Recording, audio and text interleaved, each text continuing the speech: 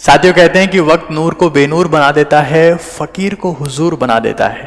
और वक्त की कदर करे बंदे, क्योंकि वक्त ही है जो कोयले को भी कोहिनूर बना देता है। तो वक्त की कदर करने का मतलब यह है कि अगर वक्त बदल रहा है तो वक्त के साथ में आप भी बदल जाइए। आज मेरे पास में बहुत सारे स्टूडेंट्स के मैसेज आ रहे हैं कि सर हमारा पढ़ने का मन नहीं हो रहा है, हम बहुत नेगेटिव हो गए हैं, हमें लगता ही नहीं कि हमारा सिलेक्शन होगा। आपको एक बात बताऊं, हर साल मैं ऐसे हजारों स्टूडेंट से मिलता हूं, इंटरेक्ट करता हूं,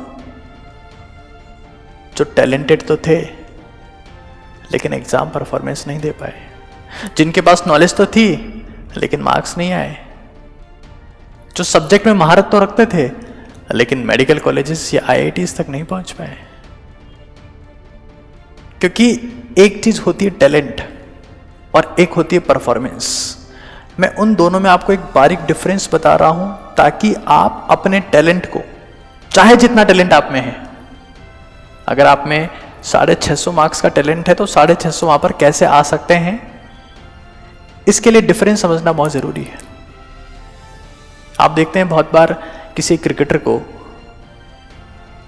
जो बहुत टैलेंटेड है, जिसने बहुत सेंचुरीज मारी हुई है, लेकिन कई बार एक ऐसी सीरीज आती है, कोई ऐसा टूर्नामेंट आता है जिसमें वो फ्लॉप रहता है, उसकी परफॉर्मेंस ही नहीं आ पाती। प्रैक्टिस में या नेट्स में वो बहुत चौके छक्के मार रहा होता है, लेकिन जब रियल मैच आता है तो वो 5 रन 6 रन 10 रन 0 आउट हो जाता है। आपका एग्जाम 12 सितंबर को है, आपका मैच 12 सितंबर को है। सक्सेसफुल कौन होगा? जो अपने टैलेंट को परफॉर्मेंस में कन्वर्ट कर देगा। जब मैं यहां पर ऑफलाइन में टीच करता हूं तो आखिर के समय में मैं स्टूडेंट्स को 3 बातें कहता हूं। एक बात कि आप जितने ज्यादा पेपर सॉल्व कर सको रियल एग्जाम जैसे माहौल में, कि आपने टाइम सेट कर रखा है, क्योंकि अभी ऑफलाइन नहीं है तो मैं घर पे ही करने का तरीका आपको बता रहा हूं। आपने फिक्स टाइम सेट किया और एक फिक्स टाइम में आप एक पेपर लेकर बैठे हो और उस पेपर को आप सॉल्व कर रहे हो। एक पेपर कर सकते हो, 2 कर सकते हो, अगर आप 3 पेपर तक कर लेते हो रोज और अगले दिन उनका एनालिसिस करते हो कि मैं कहां गलती कर रहा हूं, क्या मेरी मिस्टेक है, क्या मुझे सुधार की जरूरत है,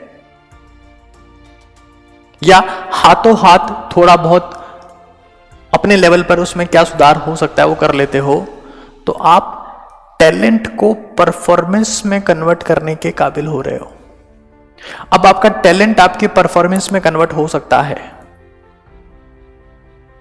पेपर सॉल्व करना, क्योंकि एट द एंड आपको पेपर ही सॉल्व करना है। कई लोग आखिर तक पढ़ते रहते हैं सिर्फ।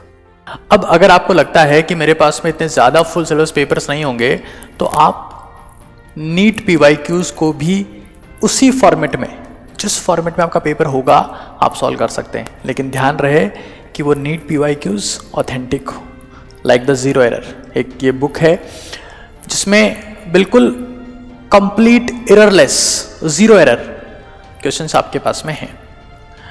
तो एक पेपर आप लोग कर रहे हैं, वो तो करना ही है, एक तो फुल सिलेबस करना ही है, 2 कर लेते हैं अच्छी बात है, और 3 कर रहे हैं तो फिर आप अल्ट्रा परफॉर्मर की श्रेणी में आ रहे हैं। आप अल्ट्रा परफॉर्मेंस देने वाले हैं, ऐसा मेरा मानना है, क्योंकि it will take at least 16 hours on daily basis. आसान नहीं होता है। अगर आप एक पेपर ही दे पा रहे हैं या 2 पेपर दे रहे हैं, तो आपको एक और काम क्या करना है कि जो भी कंटेंट आपने साल भर पढ़ा है उस कंटेंट को समरी फॉर्मेट में अपने पास में रखना है और डेली बेसिस पर रिवाइज करना है। ये बहुत इंपॉर्टेंट चीज है। इससे आप टैलेंट को परफॉर्मेंस में कन्वर्ट करते जाएंगे, करते जाएंगे, करते जाएंगे, कि आप समरी कंटेंट को डेली बेसिस पर रिवाइज कर रहे हैं। और अगर आपने समरी कंटेंट नहीं बनाए हैं तो एक एनसीईआरटी निचोड़ बुक्स के फॉर्मेट में एक ऑप्शन है जो कंप्लीटली एनसीईआरटी बेस्ड है और समरी फॉर्मेट में इसमें कंटेंट अवेलेबल है। लेकिन इंपॉर्टेंट चीज ये है कि आप कोशिश करें कि आप खुद के लेवल पर भी चीजें बनाएं ताकि आप अपनी परफॉर्मेंस को मैक्सिमाइज कर सकें। तीसरी बड़ी चीज, जैसे जैसे एग्जाम नजदीक आएगा आपकी नेगेटिविटी, आपके नेगेटिव थॉट्स, एंजाइटी बढ़ने लगेगी। इस वक्त अपने आप को पॉजिटिव रखना बहुत इंपॉर्टेंट चीज़ है। और पॉजिटिव आप तभी रख सकते हैं जब आप पॉजिटिव वर्ड्स या तो पढ़ें या आप सुने। क्योंकि अगर आप 1 या 2 दिन भी आपके नेगेटिव थिंकिंग की वजह से खराब हो गए तो 1 या 2 नंबर नीचे गिरना आपको कंपटीशन से बाहर कर सकता है। मेडिकल कॉलेजेस एमबीबीएस स्टेथोस्कोप से बहुत दूर रख सकता है। तो बहुत ज़्यादा पॉजिटिव रहना है, अच्छे लोगों को ही सुनना है, अच्छी किताबें ही पढ़नी है। जीत की रणनीति एक ऐसी किताब है जो आपको आखिरी टाइम में पॉजिटिव रखने का काम करती है। तो 3 आइडियाज़ मेरी तरफ से थे कि आप फुल सिलेबस पेपर सॉल्व करें, कंटेंट को समराइज करें, उसे बार बार रिवाइज करें और पॉजिटिव रहें जितना हो सके उतना। Thank you.